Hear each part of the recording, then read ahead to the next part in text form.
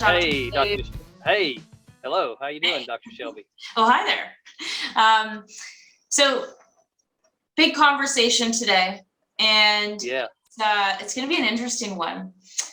About 2 years ago, I was given an idea, and this was through John Demartini, of write down your dream day. What would a perfect day look like for you? Specifically, what actions would you be doing in a day that would reflect a life that you're super inspired by? And it was a really cool experience because it got me really to think and expand. Like, if I could do anything, what would that look like? Right? And it got me to expand and think about different goals and how I want to structure my life, set up my life for fulfilling what's most meaningful to me in my highest values. Now, there's something that when you're doing this exercise is to be really mindful, and I'd love to expand on this with you, Doctor, is Great. When you're writing out that dream day, and maybe it looks completely different from the day you're currently experiencing now. Maybe you have some, big goals. So for instance, in my own life, I'd love to expand in my coaching business and in my chiropractic business. And I'm not there yet. And it looks different from what I'm currently experiencing. The paradox is you have a vision for what you'd love to experience on a day-to-day basis, yet holding at the same time, you're grateful for what currently is.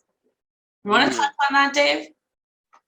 Yeah, I think that's what a great place to start to attract in what your dream day would love to look like in your dream life. Starts with appreciating the life that you have.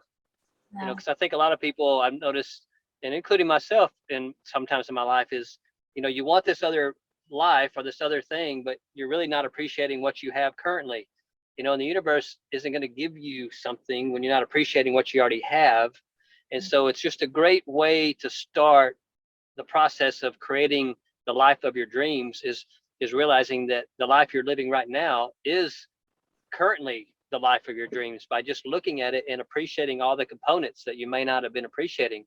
Because especially if you're trying to compare your life to someone else's life with a different set of values, a different set of priorities, and you think your life should look like theirs when you actually have a different whole set of values and priorities, it's just not going to live up to that, and you're going to put yourself in a pit. And so to really get clear about who you are, what are your drives, what are your values, and really see that you already have that around you because you've created into your life the things that are important to you based on your values. You just maybe haven't taken the time to appreciate all the forms and everything that's in your life. And that's a great place to start. And once you appreciate your life as it is, to me, it seems like that I noticed that opens the door to now create different forms of things. And that comes from the appreciation of what is as it is. Yeah, so well said. And you hit on a really great point. And that being that nothing's missing. Nothing's missing. Yeah. If you perceive you're missing something in your life, so I don't know, Dave, do you have an example of what someone could be missing? Yeah, I had a client yesterday who she was really down about her life because she wasn't feeling like that she had enough of her finances weren't quite where she wanted to be yet. Okay, so she was comparing herself. It ended up being to her sister, and who had lots of money. And so when we really broke this down and looked at her life, her wealth, her money was actually in her health because she was super fit, super healthy.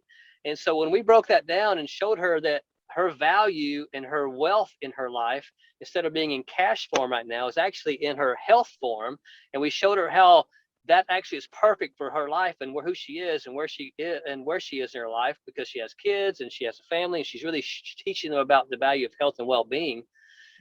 It really shifted her attitude around having money as the value. And then when she stopped comparing herself to her sister, she realized, wow, how's her sister's health? Well, not very good. And so would you trade places with her now? Absolutely not, because she realized that her wealth is actually in her highest values, which is in her health. And that was such a great shift. So I think that's just a good example of, if you feel something's missing, it's just maybe in other forms that you're not recognizing yet. Yes. And so if you are, thinking, hey, I'm here financially and I want to be here. Where else in your life do you have wealth? So for instance, your relationships. And I know a lot of people, a lot of clients that I've worked with is, they're comparing themselves to these people in their lives with a lot of wealth, but they have a lot of value and wealth in their relationships or in their health or in their social network. And it's about leveraging what you have and figuring out if maybe that is the way that you'd like to go, or you have a goal to obtain wealth in that form of cash. Is leveraging, it's like, well, you have wealth in your life in some form, and figuring out how do you want to convert that to a different form. But everyone has wealth and it's in their highest values. That's exactly right. That's such a great point. And anytime I've taken people through that type of exercise and they come to realize how valuable that let's say their wealth is in that form, and you ask them, would you change places now with this person you're comparing yourself to? No, and everyone says no. And so just be aware that if you're comparing your life to someone else's life, then you're probably going to be beating yourself up. And so get down to appreciating your life exactly how it is, all the forms of wealth, all the forms of relationships, all the forms of the successful career that you've got, and even all the forms of health that you have. Sometimes I know people in our practices come in and they think they're lacking health, but actually they're super healthy in their relationship or in their finances or in their career, and they just haven't quite seen that yet. And then to me, once you can see that nothing's missing, now you've got control over your destiny, and you can then make some changes if you desire to, or maybe you don't desire to, but you certainly aren't going to make changes because you think it's going to be better if you had it in different forms. Yes, well said. Well said.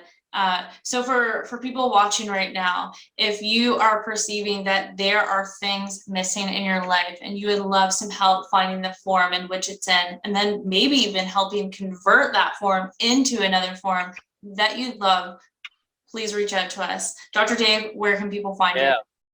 That's great. DrDaveTuck.com is my website. That's a great place to go. It has all my information on it.